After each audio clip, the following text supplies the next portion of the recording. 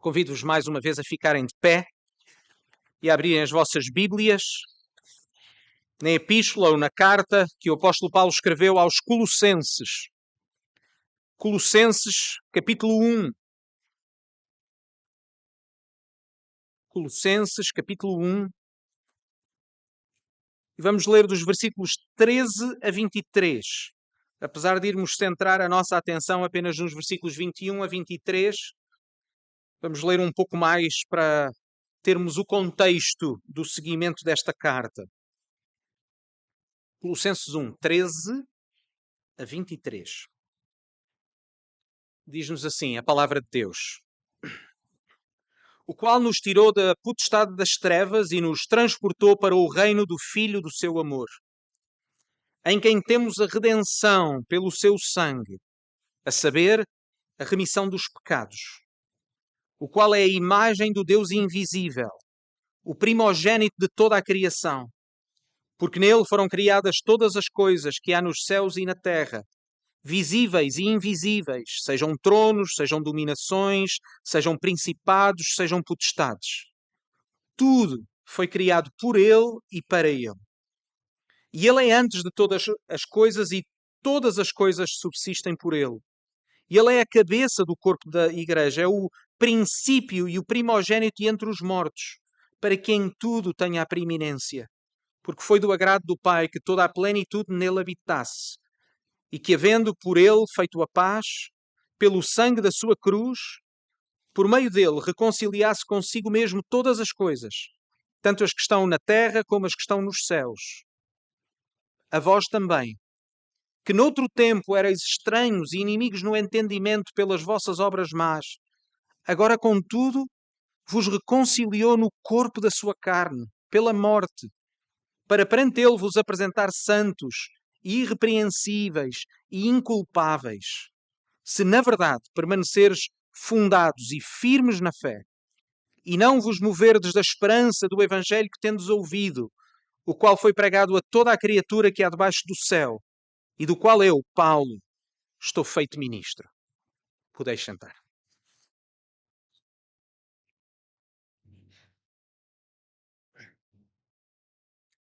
O que pensamos quando ouvimos a palavra teologia?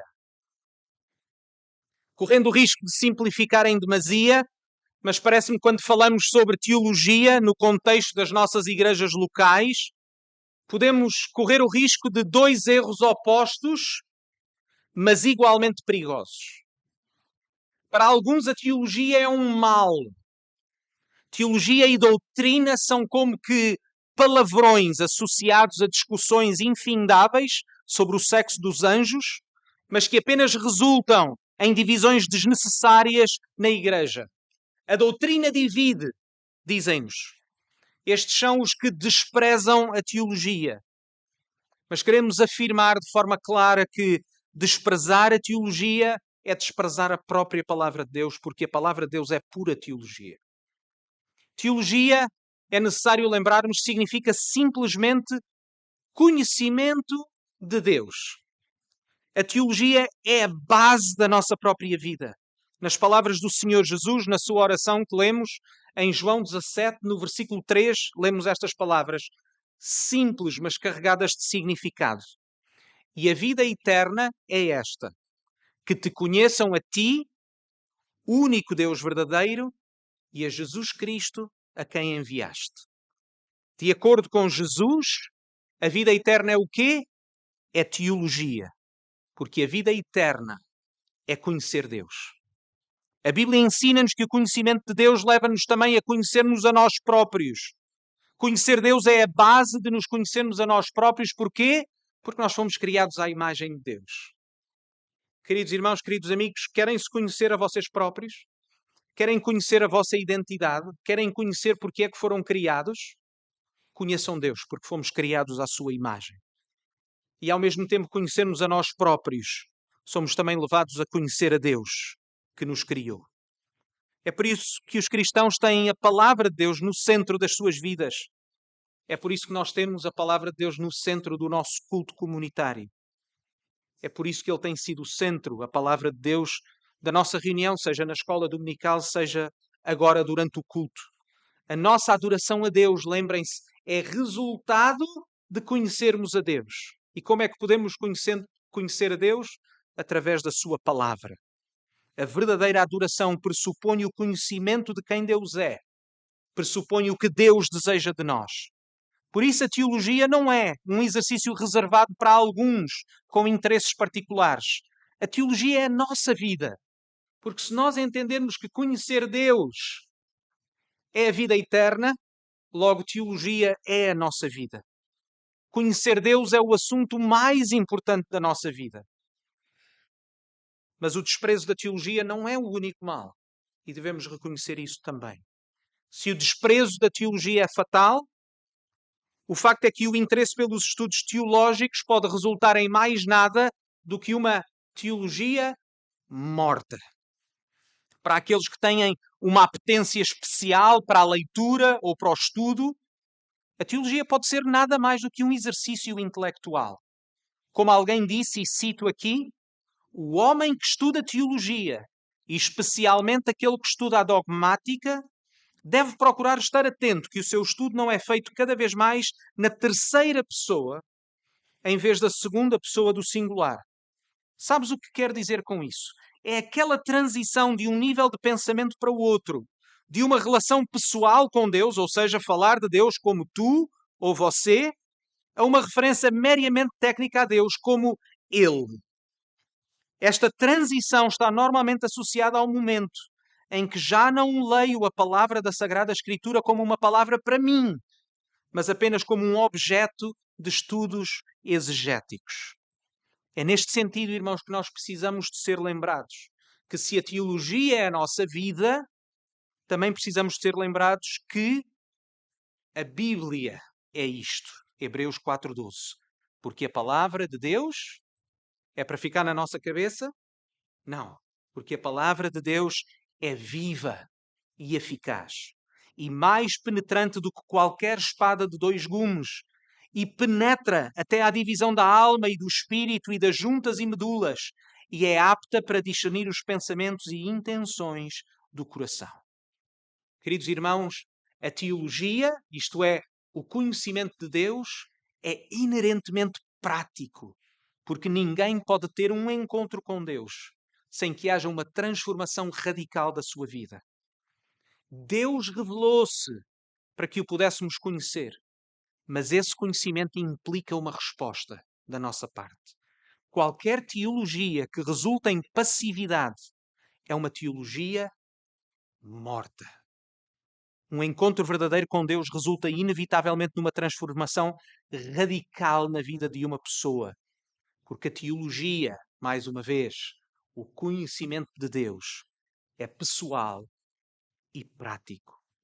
Na última pregação, por exemplo, que tivemos em Colossenses, podemos dizer que foi pura teologia, no sentido mais simples do termo. Procurámos responder à pergunta de acordo com Colossenses 1, dos versículos 13 até 20, à pergunta: quem é Jesus? Porquê? Porque nós queremos conhecer Jesus. Porque nós queremos conhecer Deus na pessoa do Senhor Jesus.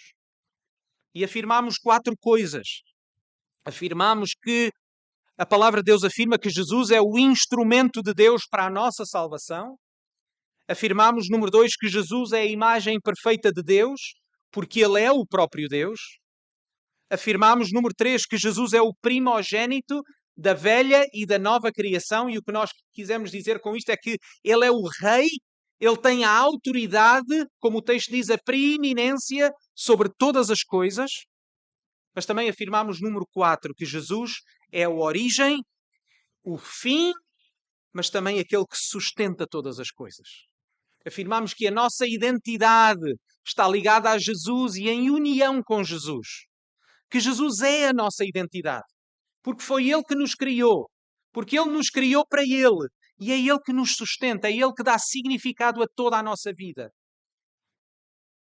Agora, este conhecimento acerca de quem Jesus é, mais uma vez, não é reservado para um mero exercício intelectual. O que é verdade acerca da pessoa de Jesus não é para sabermos apenas coisas acerca de Jesus. Um encontro pessoal com Jesus resulta mais uma vez, numa transformação radical da nossa vida. Não é possível ter um encontro com este Jesus e ficar indiferente. Vejam as primeiras duas palavras do texto de hoje, no versículo 21. Quais são as duas primeiras palavras? Diz-nos assim: a vós. Entendem, irmãos? Todas estas verdades, todo este hino glorioso acerca de Jesus e de quem Jesus é, toda a beleza da pessoa de Jesus e daquilo que Jesus fez, não é para ficar apenas como afirmações, como coisas na nossa cabeça, mas é algo que vem a vós. Paulo diz que aquilo que é verdade acerca de Jesus tornou-se uma realidade na vida daquela igreja. A mensagem que vocês ouviram acerca de Jesus, de Epáfras, lembram-se, versículo 7, quando ele está a dar graças a Deus pela vida daqueles irmãos, e que diz que foi Epáfras, o provável fundador daquela igreja, a mensagem do Evangelho que eles ouviram, esta mensagem que eles ouviram mudou radicalmente as suas vidas. A mensagem acerca de Jesus é uma verdade universal. Nós podemos afirmar todas estas coisas, quer as pessoas creiam, quer não. A verdade é que existe um Deus que criou todas as coisas, que nos criou a nós também, e que nós lhe devemos prestar contas porque só Ele é Deus. Esta é uma verdade universal, mas a mensagem do Evangelho é uma mensagem de salvação que, sendo anunciada a todos, ela deve ser encarnada de forma pessoal. Ela tem de vir também, para ela ser uma mensagem de salvação, a vós. Ela tem de se tornar pessoal. O versículo 21 apresenta-nos aquilo que nós podemos chamar de teologia aplicada. Ou seja, o conhecimento de Deus que é aplicado à nossa vida, à nossa realidade. Tudo o que Paulo disse sobre Jesus não é apenas um monte de conceitos abstratos. Não se trata apenas de ideias, mas deve vir diretamente a eles. Este é o argumento de Paulo. Ele quer colocar Jesus como a única razão da sua salvação, mas também como a única razão da sua vida. Jesus como um Senhor que é digno da nossa devoção por aquilo que Ele é e por aquilo que Ele fez. De que Ele é digno, que nós lhe entreguemos e confiemos toda a nossa vida, porque vale a pena. Não apenas para nós aprendermos coisas acerca dele, mas porque ele merece a nossa adoração. E quando Paulo aplica o conhecimento acerca de Jesus à vida daqueles cristãos, vejam estes contrastes que são claros durante este texto. Existe um hiato radical, um abismo profundo, uma clivagem insuperável entre estes dois mundos. Vejam os versículos 21 e 22. Vejam estes contrastes. Em primeiro diz-nos o quê? Noutro tempo. E depois diz-nos o quê? Agora. Entendem, irmãos? O encontro com a pessoa de Jesus não apenas criou uma divisão na história, não apenas criou uma divisão no cosmos, de maneira que o nosso tempo é contado pelo tempo antes de Cristo e depois de Cristo, certo? Jesus veio e rompeu a própria história da humanidade, mas ele também rompeu a história da nossa vida. Existe um outro tempo, mas depois de nos encontrarmos com Jesus, existe o agora.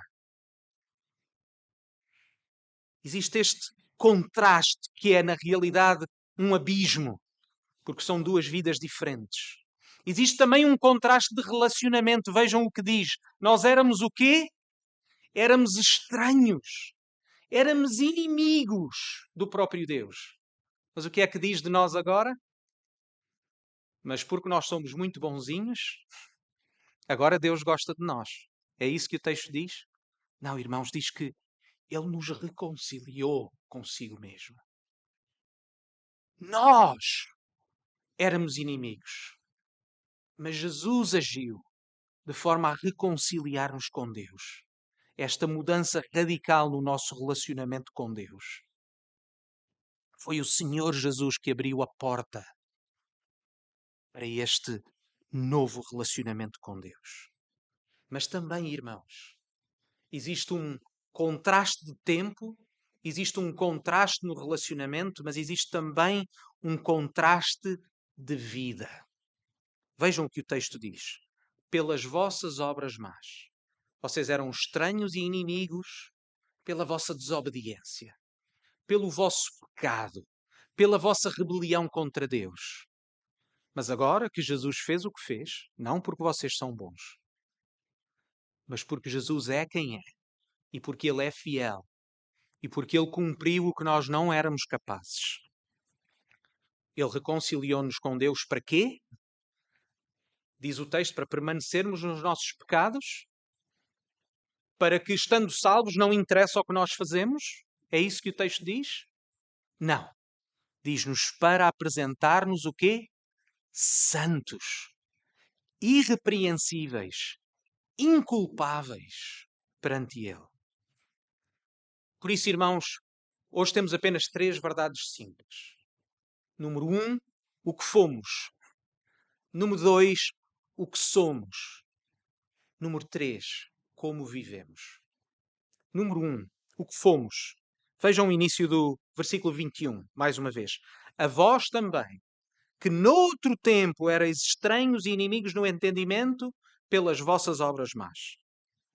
A teologia, no sentido que nós aqui falamos, o conhecimento de Deus na pessoa de Jesus, foi o que permitiu aos colossenses saberem que eles estavam em inimizade contra Deus. Queridos irmãos, queridos amigos, antes de conhecermos a graça, antes de conhecermos a salvação que Deus oferece, nós precisamos ser persuadidos que existe um Deus e que nós teremos que prestar contas a esse Deus. Mais, de que existe um Deus que é perfeito e justo e que nenhum de nós é capaz sequer de chegar perto à sua perfeição. E por isso mesmo estamos justamente condenados perante Ele. Antes de podermos ouvir as boas novas, as boas notícias do Evangelho, antes de podermos ouvir o que Jesus fez, nós precisamos de saber quem éramos. Nós precisamos de nos confrontar com este Deus. Nós precisamos de nos confrontar conosco próprios. Como disse Jesus, não necessitam de médicos sãos, mas sim os doentes, lemos em Mateus 9:12. O que é que Jesus estava a dizer? Em contexto, ele não estava a dizer que apenas algumas pessoas precisam, porque só alguns é que estão doentes. O que Jesus estava a querer dizer é que só aqueles que reconhecem estar doentes é que buscam um médico. Aqueles que pensam que estão bem, os que acreditam que não são assim tão maus, não vão compreender a graça que Deus oferece. Irmãos, imaginem que alguém está com uma doença grave. Se essa doença grave não tem sintomas, e se essa doença grave não é reconhecida pela pessoa que está doente, essa pessoa irá ao médico. Mas mesmo que a pessoa não vá ao médico, significa que a pessoa não está doente? Não, nós podemos estar gravemente doentes sem reconhecer que estamos doentes. Mas para podermos ir a Deus para a nossa salvação, nós precisamos, em primeiro lugar, reconhecer a nossa doença. É por isso que logo a seguir, no mesmo texto, em Mateus 9:13, Jesus explicou: porque eu não vim para chamar os justos, porque não existem, mas os pecadores ao arrependimento. Precisamos reconhecer primeiro a nossa doença. Precisamos reconhecer primeiro que somos pecadores. Precisamos reconhecer que existe um Deus e estamos condenados por causa do nosso pecado. Por isso, se estás aqui e não és cristão, nós queremos que saibas isto. Não por uma verdade mórbida, mas porque existem depois boas notícias. Queremos que saibas que existe um Deus que te criou. Queremos que saibas que tu lhe deves a tua vida. Queremos que saibas que estejas consciente ou não, tu tens vivido como se Ele não existisse. Tens vivido em rebelião contra Ele e desobediência. E por isso haverás de prestar contas. E não vais passar o crivo, porque não és perfeito. Em segundo lugar, vemos neste texto que nós éramos inimigos por quê? Ou como? Melhor dizendo. Vejam, nós éramos alienados de Deus. Inimigos no nosso entendimento pelas nossas obras más. Notem que estas obras más é aquilo que chamamos pecado, porque pecado simplesmente significa transgressão ou desobediência. Estas obras más não são a raiz do problema. Estas obras más são simplesmente a evidência do problema do nosso coração. Da mesma forma como se lerem o início desta carta, lembram-se, quando Paulo dá graças a Deus por aquilo que vê, pela evidência, pela fé e o amor daqueles irmãos.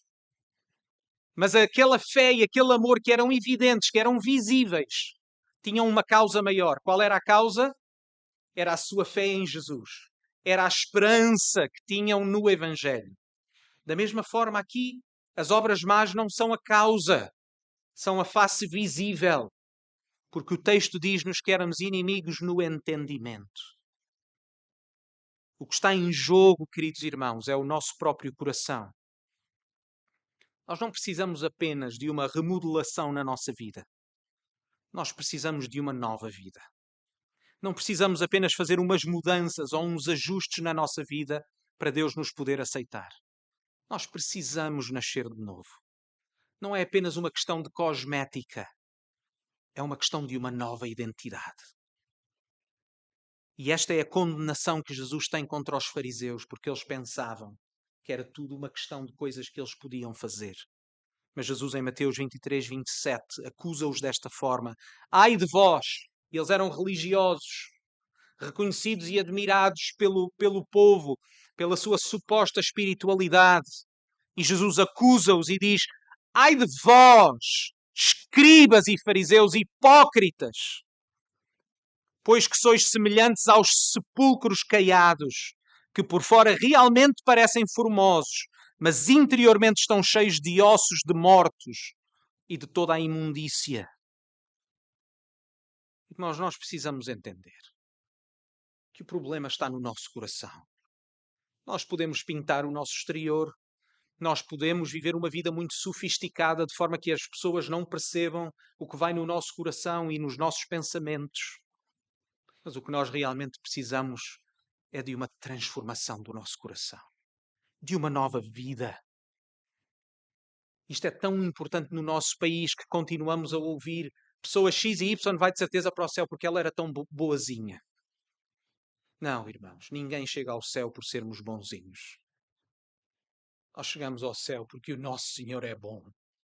Porque Jesus é bom. Não pelos nossos méritos, mas pelo que Jesus fez. Quando nós compreendemos isto, quando nos arrependemos verdadeiramente, quando colocamos a nossa fé no Senhor Jesus, então temos o agora, porque somos reconciliados com Deus. Mais uma vez, irmãos, entendam, é uma questão de uma nova identidade, de uma nova vida. Renunciamos à nossa forma de pensar, ao nosso próprio discernimento e submetemos-nos a Deus, que é bom.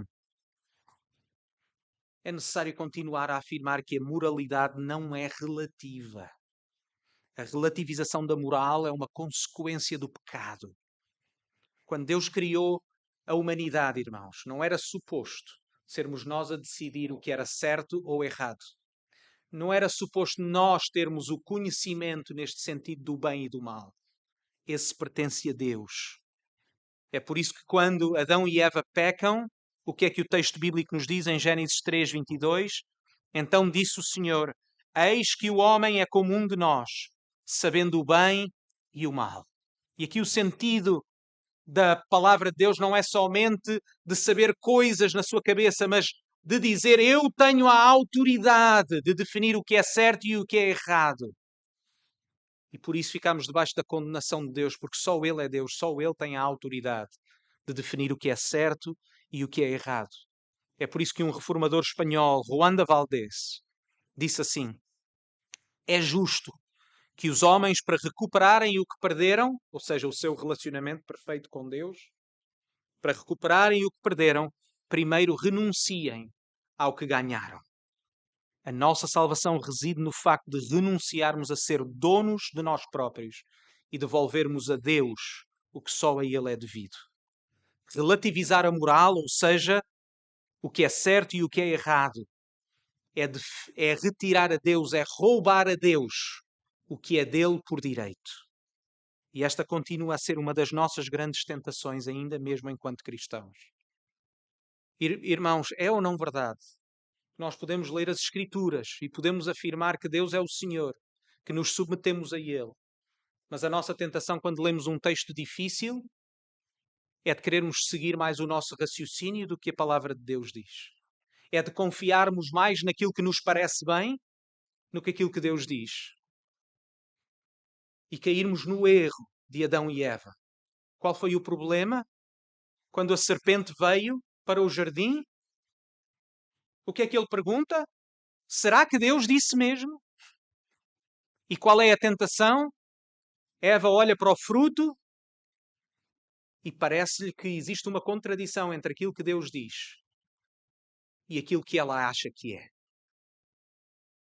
Nós precisamos de renunciar a este orgulho e submetermos-nos a Deus, que sabe todas as coisas.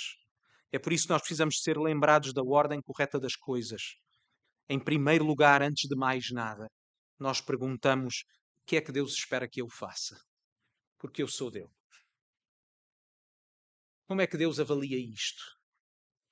Porque eu quero obedecer-lhe, porque ele é bom, porque ele é justo. O que fomos. Número 2, o que somos. Vejam o final do versículo 1 e o versículo 22. Agora, contudo, vos reconciliou no corpo da sua carne, pela morte, para perante ele vos apresentar santos, irrepreensíveis e inculpáveis. Irmãos, vejam mais uma vez os contrastes neste texto. Noutro tempo, agora. Éreis estranhos, vos reconciliou pelas vossas obras más, para vos apresentar santos, irrepreensíveis e inculpáveis. Paulo diz-nos que esta nova vida, esta transformação que nos reconciliou com Deus, tornou-se possível como? Notem, irmãos, início do versículo 22. No corpo da sua carne, pela morte. O nosso problema era de tal forma grave que foi necessário o próprio Deus tornar-se homem para fazer o que nós não podíamos fazer por nós próprios. E a graça de Deus, queridos irmãos, não foi barata. A morte foi o pagamento. Uma morte que foi tão preciosa e tão importante para a nossa vida, passou a ser o símbolo da nossa fé. O símbolo que repetidamente nós lembramos, porque é a razão da nossa esperança e da nossa salvação. Porque apesar de estarmos mortos dos nossos pecados, apesar de sermos inimigos do próprio Deus, apesar de merecermos condenação de Deus, foi o próprio Deus que se fez homem e representado neste pão e neste vinho, representando o seu corpo e o seu sangue. Ele ofereceu-se para pagar o preço dos nossos pecados. Irmãos, do mesmo modo, ainda no versículo 22, a reconciliação com Deus tem por isso um propósito. Jesus não morreu por nós em vão. Jesus morreu com um propósito. Jesus não morreu para nós continuarmos na nossa mesma vida de sempre. Jesus morreu para nos dar uma nova vida. Vejam a segunda parte do versículo 22. Para perante ele vos apresentar santos e irrepreensíveis e inculpáveis. Em primeiro lugar, irmãos, mais uma vez, lembrem-se de quem cumpre o propósito. É o próprio Jesus que nos apresenta a si próprio. Não é belo, irmãos, termos a certeza que, felizmente, não estamos dependentes de nós. Porque Jesus cumpre o que nós precisamos. Não foi a nossa capacidade, como lemos na última pregação em Colossenses, versículos 16 e 17. Tudo foi criado por Ele e para Ele. Ele é antes de todas as coisas subsistem por Ele. Tudo tem a ver com Jesus. É por isso que, em segundo lugar, somos lembrados de que Deus é a origem e o propósito da nossa existência. Foi Ele que nos criou. E Ele criou-nos para vivermos para Ele. Em terceiro lugar, nas Escrituras existem duas formas de sermos apresentados a Deus de forma irrepreensível. A primeira é por aquilo que Jesus fez. Nós chamamos a isso justificação. É aquilo que Jesus fez de uma vez por todas. E por isso mesmo, apesar de nós ainda não sermos perfeitos, Jesus viveu a vida perfeita que nós nunca seríamos capazes de viver. Mas a salvação de Deus não para aí. Nós chamamos à outra etapa aquilo que nós chamamos santificação. Porque apesar de Deus ter feito tudo o que é necessário aquilo que Deus deseja, a razão pela qual Jesus morreu e ressuscitou por nós, é para nós vivermos uma nova vida. É para nós crescermos em maturidade. É para nós crescermos em obediência a Deus. É para sermos estes santos e irrepreensíveis e inculpáveis. Nós somos-lo por aquilo que Jesus fez. Mas Deus deseja que isso seja real e uma experiência nas nossas vidas. Quando Deus nos chama, Ele quer cumprir o propósito pelo qual nos criou. Porque é como lemos em 2 Coríntios 5:15. Ele morreu por todos, para os que vivem, não vivam mais para si, mas para aquele que por eles morreu e ressuscitou. Entendem, irmãos? Jesus cumpriu todas as coisas, mas cumpriu todas essas coisas para nós deixarmos de viver para nós próprios e passarmos a viver para Ele. Por isso, número 3, como vivemos? Número 1, o que fomos. Número 2, o que somos. Mas número 3, como vivemos? Vejam o versículo 23. É disto que a nossa santificação depende de uma certa forma. Se na verdade permaneceres fundados e firmes na fé, e não vos moverdes da esperança do Evangelho que tendes ouvido, o qual foi pregado a toda a criatura que há debaixo do céu, e do qual eu, Paulo, estou feito ministro. E quando eu li estas palavras à minha família ontem, a pergunta foi: então nós podemos perder a nossa salvação? Mas Paulo não diz se. Mas agora notem, irmãos. Lembram-se dos contrastes que nós acabamos de afirmar? Antes, agora. Inimigos reconciliados. Pelas nossas obras más, para sermos santos e irrepreensíveis.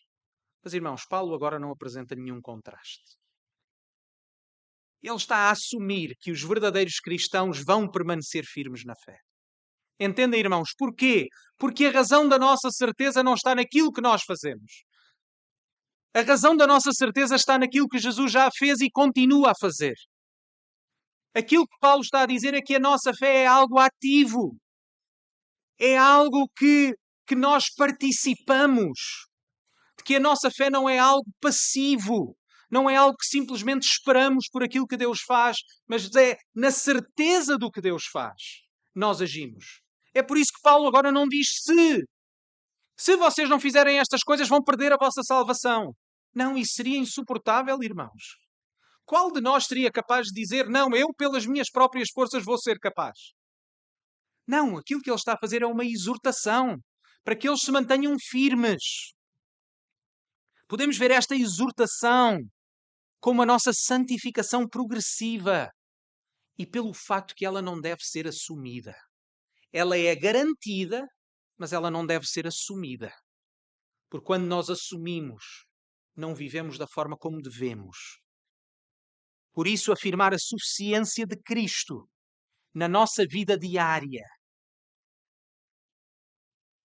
é saber que nós vamos buscar a cada dia mortificar o nosso pecado, deixá-lo de lado para vivermos cada vez mais para Ele. O se lembra-nos que só nos podemos apresentar de uma forma que agrada a Deus sobre esta condição. Mas esta condição não tem a ver com as nossas obras.